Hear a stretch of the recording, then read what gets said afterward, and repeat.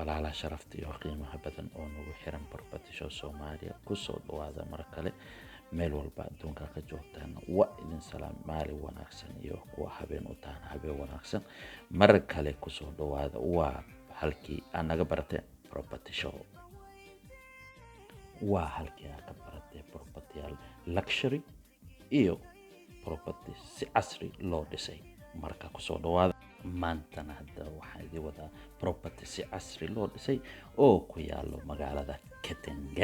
Kitengela waxay u jirtaa Nairobi 30 kilometer hal saac drive from Nairobi markaas iyo arkaysa maanta waxaan idin wadaa bungalow 3 bedroom house hadda marka soo gasho waxaa arkaysa fadhigii asaas u yaala asaas u weyn yahay halkaasna waa window halkaas u arkayso waa daaqadii asaas u weyn waxaa laga sameeyay muraayad asaas u weyn sifa u soo galayso natural light kiibaaba ku soo galaa waa natural light all the time halkaana waxaa waay hadda dining room marka dining roomka suu ku muuqdo aad u weyn yahay 6 or 8 dining table ki waa gashan karta hadda jikadii waa meeshan marka jikadana saasay u weyn tahay guri way waa kula jikadana aad ay u weyn tahay space u weyn ay leedahay waa ka jikad saa u arkayso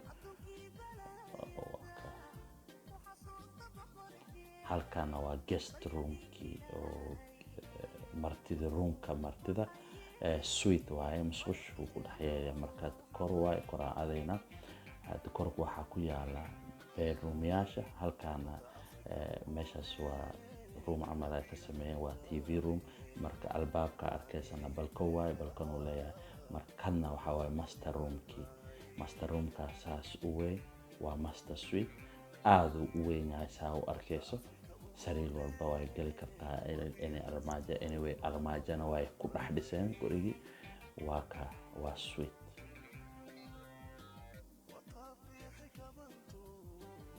musqushi